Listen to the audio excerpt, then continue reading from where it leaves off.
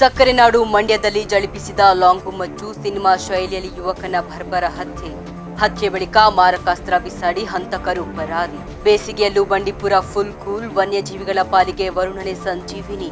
ಪ್ರವಾಸಿಗರ ಕಣ್ಣಿಗೆ ಹಬ್ಬವೋ ಹಬ್ಬ. ಬಿಸಿಲ ಬೇಗೆಗೆ ಬತ್ತುತ್ತಿದೆ ಕಾವೇರಿ ಓಡಲು. ಹಳೆ ಮೈಸೂರು ಭಾಗದಲ್ಲಿ ರೈತರಲ್ಲಿ ನಡುಕ. ಬೆಂಗಳೂರು ಮೈಸೂರಿಗೆ ಎದುರಾಗುತ್ತಾ ಜಲಕಂಟಕ. ಕರ್ನಾಟಕದ ಪ್ರಥಮ ಪ್ರಜೆಗೆ ಸಿಎಂ ನಮನ. ಮೊದಲ ಮುಖ್ಯಮಂತ್ರಿಯ ಆದರ್ಶ ಸ್ಮರಿಸಿದ ಸಿಎಂ. ಕೆಸಿ ರೆಡ್ಡಿ ಪ್ರತಿಮೆಗೆ ಸಿದ್ದರಾಮಯ್ಯ ಪುಷ್ಪಾರ್ಚನೆ.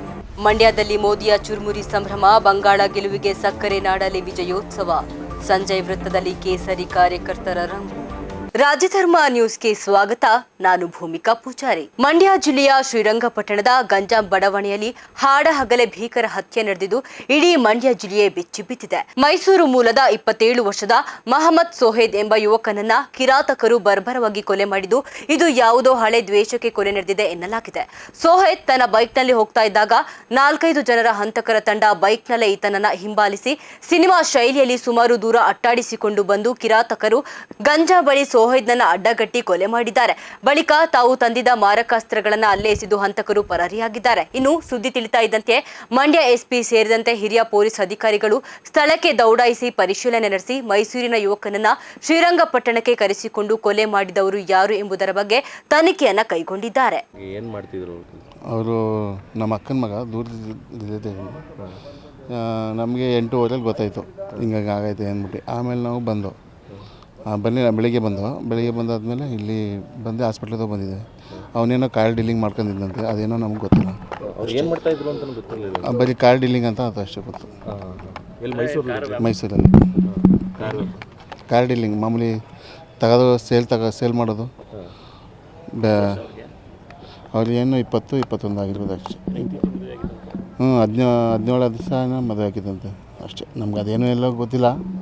ನಾವು ಅವ್ರ ಮನೆಗೂ ಜಾಸ್ತಿ ಹೋಯ್ತು. ನಿನ್ನೆ ಹಿಂಗೆ ಆಗ್ಬಿಡೈತೆ ಅಂತ ಹೇಳಿದ್ರು. ಮಾಮೂಲಿ ಹಾಸ್ಪಿಟ್ಲು ಕರ್ಕೊಯ್ತಾರೋ ಏನೋ ಅಂತ ಅಷ್ಟೇ ಗೊತ್ತಾಗಿತ್ತು. ಇನ್ನೇನು ಗೊತ್ತಾಗಿಲ್ಲ. ಯಾರು ಕೊಲೆ ಮಾಡಿಬಿಟ್ಟಿದ್ದಾರೆ ಅಂತ ಎಲ್ಲ ಹೊಡೆದಿದ್ದಾರೆ ಅಂತ ಗೊತ್ತು, ಯಾರು ಅಂತ ಏನೋ ಗೊತ್ತಿಲ್ಲ. ಒಳ್ಳೆ ಹುಡುಗನ ಸರ್? ಹೆಂಗೆ ಸರ್? ಒಳ್ಳೆ ಹುಡುಗನೇ ಸರ್. ಏನು ಕೆಲಸ? ಅದೇನೋ ನಾವು ಹೋಗಿಲ್ಲ, ಅವ್ರ ಜೊತೆಲಿ ಜಾಸ್ತಿ ಸುತ್ತಾಡಿಲ್ಲ. ನಮ್ಮ ಕೆಲಸ ಆಯಿತು, ನಾವು ಆಯಿತು ಅಷ್ಟೇ.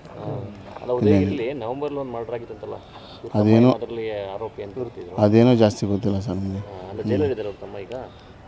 ಅದೇ ನಾವು ಏನೂ ಕೇಳಿಲ್ಲ, ಏನೂ ಹೇಳಿಲ್ಲ ಅಷ್ಟೇ. ಬೇಸಿಗೆ ಬಂತೆಂದ್ರೆ ಸಾಕು ಬೆಂಕಿಯ ಜ್ವಾಲೆಯಲ್ಲಿ ಬೆಂದು ಹೋಗ್ತಾ ಇದ್ದ ಬಂಡೀಪುರ ಈ ಬಾರಿ ಹೊಸ ಕಳೆಯನ್ನ ಕಟ್ಟಿದೆ. ಹಳದಿ ಬಣ್ಣಕ್ಕೆ ತಿರುಗ್ತಾ ಇದ್ದ ಕಾಡು ಈಗ ಹಚ್ಚ ಹಸಿರಿನಿಂದ ನಳನಳಿಸ್ತಾ ಇದೆ. ಒಂದೆಡೆ ವರುಣನ ಕೃಪೆ, ಇನ್ನೊಂದೆಡೆ ಅರಣ್ಯ ಇಲಾಖೆಯ ಕಟ್ಟುನಿಟ್ಟಿನ ಕ್ರಮದಿಂದಾಗಿ ಕಾಡ್ಗಿಚ್ಚಿನ ಆತಂಕ ಸದ್ಯಕ್ಕೆ ದೂರವಾಗಿದ್ದು ಕಾಡು ರಕ್ಷಿಸಲು ಇಲಾಖೆ ಯುದ್ಧೋಪಾದಿಯಲ್ಲಿ ಸನ್ನದ್ಧವಾಗಿದೆ. ಬರೋಬ್ಬರಿ 2800 ಕಿಲೋಮೀಟರ್ ಉದ್ದದ ಬೆಂಕಿ ರೇಖೆ ನಿರ್ಮಿಸಲಾಗಿದ್ದು 475 ಮಂದಿ ಫೈರ್ ವಾಚರ್ಗಳು ಹಗಲಿರುಳು ಕಾವಲನ್ನ ಕಾಯ್ತಾ ಇದ್ದಾರೆ. ಅಷ್ಟೇ ಅಲ್ಲ, ಥರ್ಮಲ್ ಡ್ರೋನ್ಗಳನ್ನ ಹಾಗೂ ಈಗಸ್ತು ಮೂಲಕ ಅರಣ್ಯದ ಮೇಲೆ ಹದ್ದಿನ ಕಣ್ಣಿಡಲಾಗಿದ್ದು ಕಿಡಿಗೇಡಿಗಳ ಆಟಕ್ಕೆ ಬ್ರೇಕ್ ಹಾಕಲಾಗಿದೆ. ಇನ್ನು ಈ ಶ್ರಮಕ್ಕೆ ಮಳೆರಾಯ ಕೂಡ ಸಾಥ್ ಕೊಟ್ಟಿದ್ದು ಏಪ್ರಿಲ್ ಮಳೆಯಿಂದಾಗಿ ಒಣಗಿದ್ದ ಗಿಡಮರಗಳು ಮತ್ತೆ ಚಿಗುರೊಡೆದಿದೆ.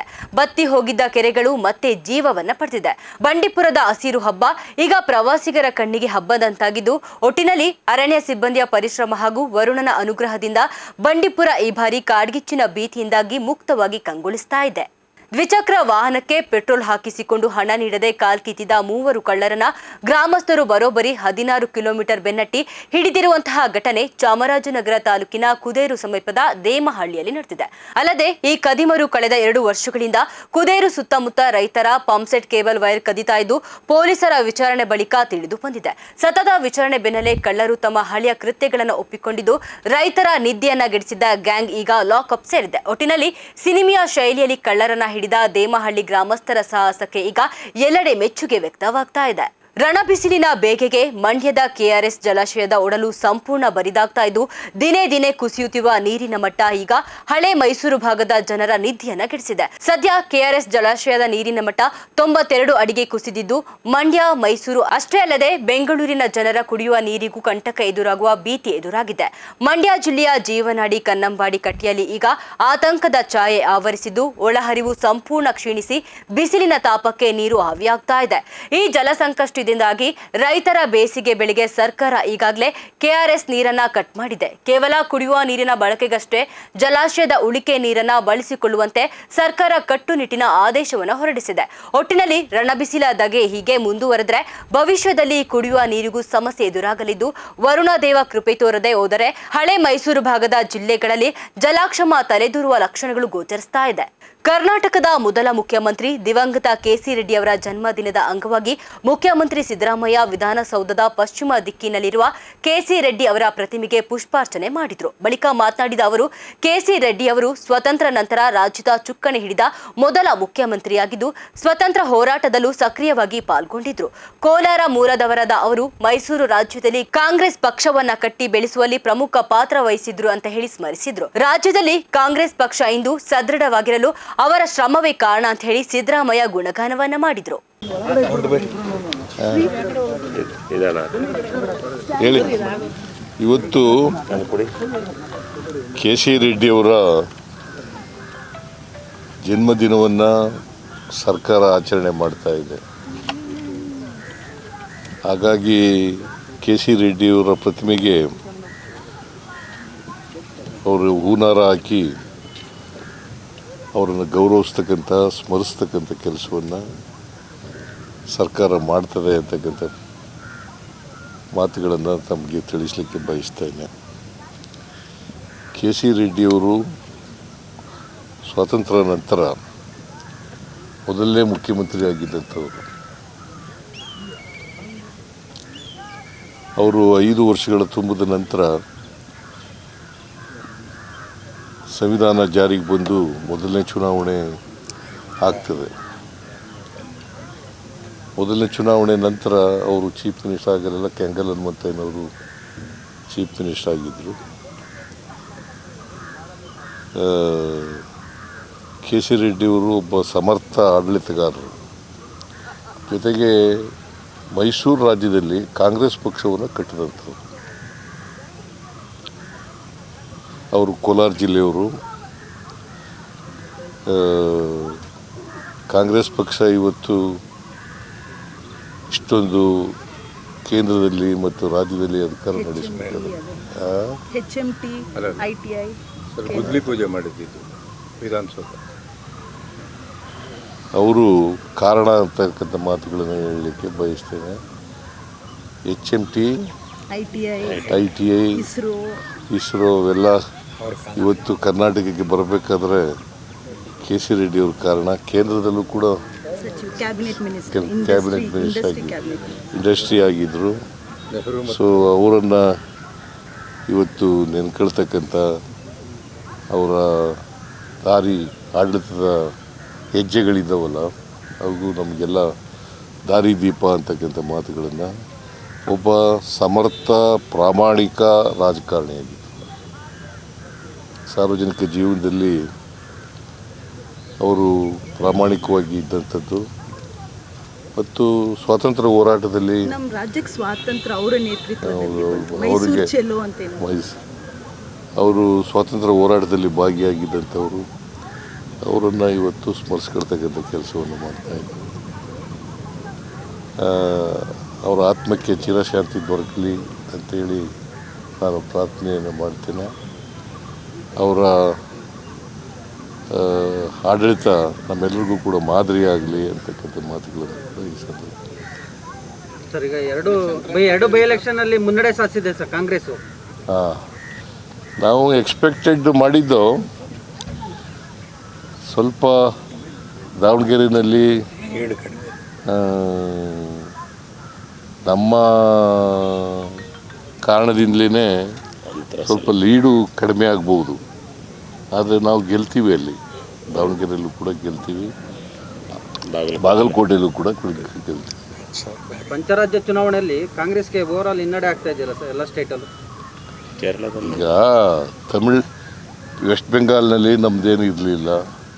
ಅಸ್ಸಾಂನಲ್ಲಿ ನಮಗೆ ಎಕ್ಸ್ಪೆಕ್ಟೆಡ್ ರಿಸಲ್ಟ್ ಬಂದಿದೆ. ಜನರ ಆಶೀರ್ವಾದ ಏನು ಮಾಡಿದ್ದಾರೆ ಅಲ್ಲಿ ಅದನ್ನು ನಾವು ಒಪ್ಕೊಳ್ತೀವಿ. ಕೇರಳದಲ್ಲಿ ನಮ್ಮ ಎಕ್ಸ್ಪೆಕ್ಟೇಷನ್ಗಿಂತ ಹೆಚ್ಚು ಸ್ಥಾನಗಳನ್ನು ಗೆದ್ದಿದ್ದೀವಿ. ನಾವು ಸುಮಾರು 76ರಿಂದ 80 ಗೆಲ್ತೀವಿ ಅಂತ ಹೇಳಿದ್ದು. ಈಗ 95ವರೆಗೂ ಕೂಡ ಗೆದ್ದಿದ್ದೀವಿ, ಮುನ್ನಡೆ ಸಾಧಿಸಿದ್ದೀವಿ. 95 ವಿಧಾನಸಭಾ ಕ್ಷೇತ್ರಗಳಲ್ಲಿ 95 ವಿಧಾನಸಭಾ ಗೆದ್ದೀವಿ. ಬಹುಶಃ ವೆಸ್ಟ್ ಬೆಂಗಾಲ್ನಲ್ಲಿ ಆಡಳಿತದ ವಿರೋಧಿ ಅಲೆ ಇರಬಹುದು ಅಂತ ಅಂದ್ಕೊಂಡಿದ್ದೀನಿ ನಾನು. ತಮಿಳುನಾಡಿನಲ್ಲೂ ಕೂಡ ಆಡಳಿತ ವಿರೋಧಿ ಅಲೆ ಇದೆ ಅಂತ ಹೇಳಿ ಅಂದ್ಕೊಂಡಿದ್ದೀನಿ. ತಮಿಳುನಾಡಲ್ಲಿ ಒಬ್ಬ ನಟ ಫಸ್ಟ್ ಟೈಮ್ ಪಾರ್ಟಿ ಕಟ್ಟಿ ಸಕ್ಸಸ್ ಆಗ್ತಾ ಇದ್ದಾರೆ. ಇನ್ನೂ ಅವ್ರಿಗೆ ಅಭಿನಂದನೆಗಳನ್ನು ಸಲ್ಲಿಸ್ತೇನೆ. ಪಶ್ಚಿಮ ಬಂಗಾಳದ ವಿಧಾನಸಭಾ ಚುನಾವಣೆಯಲ್ಲಿ ಭಾರತೀಯ ಜನತಾ ಪಾರ್ಟಿ ಭರ್ಜರಿ ಜಯಭೇರಿ ಬಾರಿಸಿದ ಹಿನ್ನೆಲೆ ಸಕ್ಕರೆ ನಾಡು ಮಂಡ್ಯದಲ್ಲಿ ಕೇಸರಿ ಕಾರ್ಯಕರ್ತರ ಸಂಭ್ರಮ ಮುಗಿಲು ಮುಟ್ಟಿದೆ. ಸಂಜಯ್ ವೃತ್ತದಲ್ಲಿ ಜಮಾಯಿಸಿದ ಬಿಜೆಪಿ ಕಾರ್ಯಕರ್ತರು ಪಟಾಕಿಯನ್ನ ಸಿಡಿಸಿ ಸಿಹಿಯನ್ನ ಹಂಚಿ ವಿಜಯೋತ್ಸವ ಆಚರಿಸಿದರು.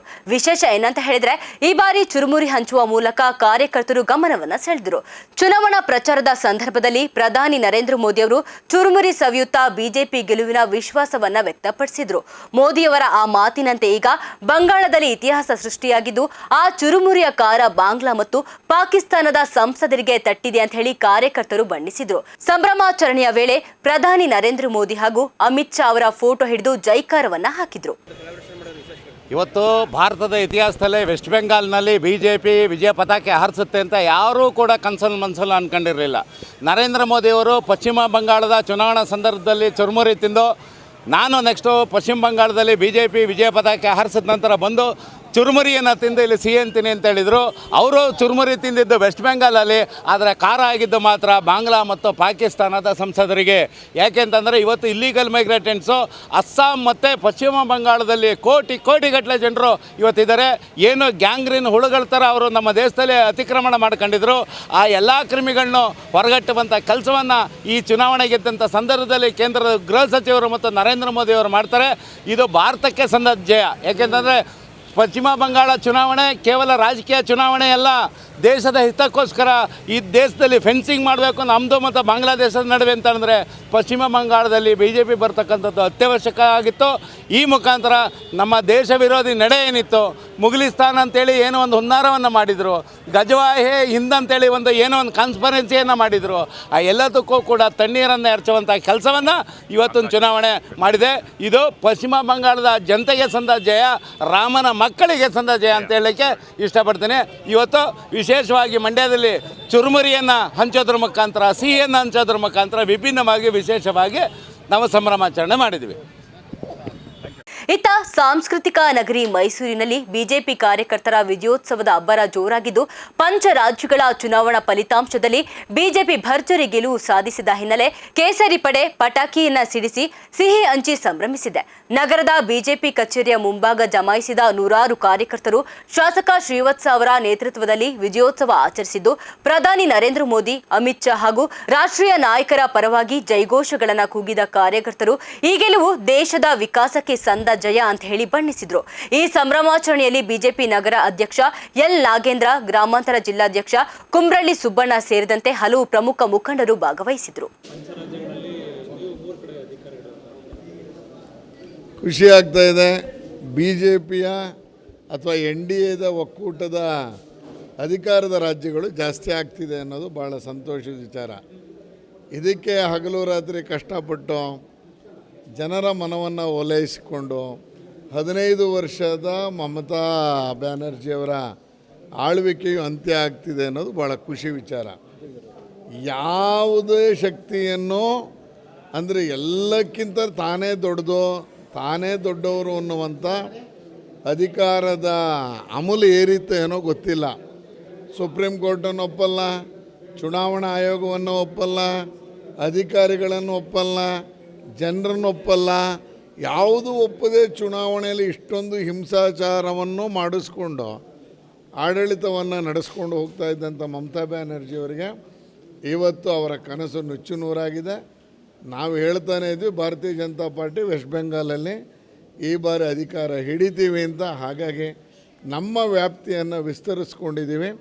ಹಾಗಾಗಿ ಕೇಂದ್ರದ ಎಲ್ಲ ನಾಯಕರುಗಳಿಗೆ, ವಿಶೇಷವಾಗಿ ಪಶ್ಚಿಮ ಬಂಗಾಳದ ನಮ್ಮೆಲ್ಲ ಕಾರ್ಯಕರ್ತರು ಜೀವದ ಹಂಗನ್ನು ತೊರೆದು ಮನೆಗೆ ಹೋಗಿ ಏನು ಮತದಾನವನ್ನು ಮಾಡಿಸಿದ್ದಾರೆ ಆ ಎಲ್ಲ ಕಾರ್ಯಕರ್ತರಿಗೆ ನಾನು ಅಭಿನಂದನೆಗಳನ್ನು ಹೇಳೋಕ್ಕೆ ಬಯಸ್ತೇನೆ. ಅಲ್ಲ, ಇದರ ನಮಗೆ ನೋಡಿ, ಆ ಅಧಿಕಾರ ಇದ್ದಾಗ ಚೆನ್ನಾಗಿ ನಡ್ಕೊಳ್ಳಿಲ್ಲ ಅಂದರೆ ಏನೆಲ್ಲ ಆಗುತ್ತೆ ಅನ್ನೋದು ನಮಗೆ ವೆಸ್ಟ್ ಬೆಂಗಾಲಲ್ಲಿ ಆಗಿದೆ. ಉಪಚುನಾವಣೆಯಲ್ಲಿ ಕಾಂಗ್ರೆಸ್ಸು ಅಧಿಕಾರದ ಕಾರಣಕ್ಕೆ ಬರಬಹುದು, ಆದರೆ ಮುಂದಿನ ಚುನಾವಣೆಯಲ್ಲಿ ಇದೇ ಫಲಿತಾಂಶ ಇಲ್ಲೂ ಇದೇ ರಿಪೀಟ್ ಆಗುತ್ತೆ. ಯಾವುದರಲ್ಲಿ ಅಹಂಕಾರದಲ್ಲಿ ಕಡಿಮೆ ಇದ್ದಾರೆ ಇವರು? ಯಾವ ಅಧಿಕಾರ ಮತದಿಂದ ಕಡಿಮೆ ಇದ್ದಾರೆ ಇವರು? ಇವತ್ತೇನೋ 2 ಉಪಚುನಾವಣೆ ಗೆಲ್ಲಬಹುದು, ಅದು ರೂಲಿಂಗ್ ಪಾರ್ಟಿ ಎನ್ನುವ ಕಾರಣಕ್ಕೆ ಇರ್ಬೋದು, ಅನುಕಂಪ ಅನ್ನೋದು ಇರಬಹುದು. ಆದರೆ ಈ ಪರಿಸ್ಥಿತಿ ಕರ್ನಾಟಕದಲ್ಲಿ ಇನ್ನು 2 ವರ್ಷಕ್ಕೆ ಬರುತ್ತಲ್ಲ, ಏನು ಇದು ಗೆದ್ದುಬಿಟ್ಟು ಬಿಗೋಕ್ಕಾಗಲ್ಲ. ಇದೇ ಮಮತಾ ಬ್ಯಾನರ್ಜಿಗಾಗಿರುವಂಥದ್ದು ಇಲ್ಲೂ ರಿಪೀಟ್ ಆಗುತ್ತೆ, ಇಲ್ಲೂ ಕಾಂಗ್ರೆಸ್ಸಿಗೆ ಮುಖಭಂಗ ಆಗುತ್ತೆ ಅನ್ನೋದನ್ನ ಈಗ ಹೇಳಕ್ಕೆ ಬಯಸ್ತೀನಿ. ಪಶ್ಚಿಮ ಬಂಗಾಳದ ವಿಧಾನಸಭಾ ಚುನಾವಣೆಯಲ್ಲಿ ಬಿಜೆಪಿ ಅಭೂತಪೂರ್ವ ಗೆಲುವು ಸಾಧಿಸಿದ ಹಿನ್ನೆಲೆ ಇಂದು ಬೆಂಗಳೂರಿನಲ್ಲಿ ಬಿಜೆಪಿ ರಾಜ್ಯಾಧ್ಯಕ್ಷ ಬಿವೈ ವಿಜಯೇಂದ್ರ ಸುದ್ದಿಗೋಷ್ಠಿ ನಡೆಸಿ ಹರ್ಷವನ್ನ ವ್ಯಕ್ತಪಡಿಸಿದರು. ಈ ವೇಳೆ ಮಾತನಾಡಿದ ಅವರು, ಪಶ್ಚಿಮ ಬಂಗಾಳದಲ್ಲಿ ಬಿಜೆಪಿ ಸಾಧಿಸಿರುವ ಈ ಐತಿಹಾಸಿಕ ಗೆಲುವನ್ನ ಯಾರೂ ನಿರೀಕ್ಷಿಸಿರಲಿಲ್ಲ. ಕಳೆದ 15 ವರ್ಷಗಳಿಂದ ನಡೀತಾ ಇದ್ದ ದಬ್ಬಾಳಿಕೆ ಆಡಳಿತಕ್ಕೆ ಅಲ್ಲಿನ ಜನತೆ ಈಗ ಇತಿಶ್ರೀಯನ್ನ ಹಾಡಿದ್ದಾರೆ ಅಂತ ಹೇಳಿ ದೀದಿ ಸರ್ಕಾರದ ವಿರುದ್ಧ ವಾಗ್ದಾಳಿಯನ್ನ ನಡೆಸಿದರು. ಪಶ್ಚಿಮ ಬಂಗಾಳದ ಈ ಗೆಲುವು ಭಾರತೀಯ ಜನತಾ ಪಾರ್ಟಿಗೆ ಒಂದು ದೊಡ್ಡ ಶಕ್ತಿ ತುಂಬಿದೆ. ಪ್ರಧಾನಿ ನರೇಂದ್ರ ಮೋದಿ, ಅಮಿತ್ ಶಾ ಹಾಗೂ ರಾಷ್ಟ್ರೀಯ ಅಧ್ಯಕ್ಷರಾದ ನಿತಿನ್ ನಬೀನ್ ಅವರ ಅದ್ಭುತ ತಂತ್ರಗಾರಿಕೆಯಿಂದ ಪಂಚ ರಾಜ್ಯಗಳ ಚುನಾವಣೆಯಲ್ಲಿ ಬಿಜೆಪಿಗೆ ಆನೆ ಬಲ ಬಂದಿದೆ. ಬಂಗಾಳದ ಈ ಗೆಲುವು ಮುಂಬರುವ ದಿನಗಳಲ್ಲಿ ದೇಶಾದ್ಯಂತ ಪಕ್ಷದ ಸಂಘಟನೆಗೆ ದಿಕ್ಸೂಚಿಯಾಗಲಿದೆ ಅಂತ ಹೇಳಿ ತಿಳಿಸಿದರು. ತಮಿಳುನಾಡು ವಿಧಾನಸಭಾ ಚುನಾವಣೆಯಲ್ಲಿ ದಳಪತಿ ವಿಜಯ್ ನೇತೃತ್ವದ ಟಿವಿಕೆ ಪಕ್ಷವು ನಿರೀಕ್ಷೆಗೂ ಮೀರಿದ ಅಚ್ಚರಿಯ ಗೆಲುವನ್ನು ದಾಖಲಿಸಿದ್ದು ದ್ರಾವಿಡ ರಾಜಕಾರಣದ ಭದ್ರಕೋಟೆಯನ್ನ ಅಕ್ಷರಶಃ ನಡುಗಿಸಿದೆ. ದಶಕಗಳಿಂದ ರಾಜ್ಯವನ್ನ ಆಳ್ತಾ ಇದ್ದ ಡಿಎಂಕೆ ಮತ್ತು ಎಐಎಡಿಎಂಕೆ ಪಕ್ಷಗಳಿಗೆ ಶಾಖನ ನೀಡಿರುವ ವಿಜಯ್ ಮೊದಲ ಪ್ರಯತ್ನದಲ್ಲೇ ಕಿಂಗ್ ಮೇಕರ್ ಬದಲು ನೇರವಾಗಿ ಕಿಂಗ್ ಆಗುವತ್ತ ದಾಪುಗಾಲು ಹಾಕಿದ್ದಾರೆ. ಇದು ತಮಿಳುನಾಡು ರಾಜಕಾರಣದಲ್ಲಿ ಹೊಸ ಯುಗದ ಆರಂಭ ಎಂದೇ ವಿಶ್ಲೇಷಿಸಲಾಗ್ತಾ ಇದೆ. ಇಡೀ ದೇಶದ ಗಮನ ಈಗ ದಳಪತಿಯತ್ತ ನೆಟ್ಟಿದೆ. ತಾವು ಸ್ಪರ್ಧಿಸಿದ್ದ ಪೆರಂಬೂರು ಮತ್ತು ತಿರುಚಿ ಈಸ್ಟ್ 2 ಕ್ಷೇತ್ರಗಳಲ್ಲಿ ವಿಜಯ್ ಭಾರಿ ಮತಗಳ ಅಂತರದಿಂದ ಮುನ್ನಡೆ ಸಾಧಿಸುವ ಮೂಲಕ ತಮ್ಮ ರಾಜಕೀಯ ಶಕ್ತಿಯನ್ನ ಸಾಬೀತುಪಡಿಸಿದ್ದಾರೆ. ಕಾಲಿವುಡ್ನ ಸೂಪರ್ ಸ್ಟಾರ್ ಆಗಿದ್ದ ವಿಜಯ್ ಈಗ ತಮಿಳುನಾಡಿನ ಮುಂದಿನ ಮುಖ್ಯಮಂತ್ರಿಯಾಗುವ ಸಾಧ್ಯತೆ ದಟ್ಟವಾಗಿದ್ದು ಅಭಿಮಾನಿಗಳ ಸಂಭ್ರಮ ಮುಗಿಲು ಮುಟ್ಟಿದೆ. ರಸ್ತೆಗಳಲ್ಲಿ ಪಟಾಕಿ ಸಿಡಿಸಿ ಸಿಹಿಯನ್ನ ಹಂಚುತ್ತಿರುವ ಅಭಿಮಾನಿಗಳು ತಮ್ಮ ನೆಚ್ಚಿನ ನಾಯಕನ ಗೆಲುವನ್ನ ಹಬ್ಬದಂತೆ ಆಚರಿಸ್ತಾ ಇದ್ದಾರೆ. ಒಟ್ಟಿನಲ್ಲಿ ದಳಪತಿ ವಿಜಯ್ ಎಂಬ ಬಿರುಗಾಳಿಗೆ ತಮಿಳುನಾಡಿನ ಹಳೆಯ ರಾಜಕೀಯ ಸಮೀಕರಣಗಳು ಧೂಳಿಪಟವಾಗಿದೆ. ಇವೆಷ್ಟು ಈವರೆಗಿನ ಪ್ರಮುಖ ಸುದ್ದಿಗಳು. ನೋಡ್ತಾ ಇರಿ ರಾಜ್ಯಧರ್ಮ ನ್ಯೂಸ್, ಇದು ಕನ್ನಡಿಗರ ಬೆನ್ನೆಲುಬು.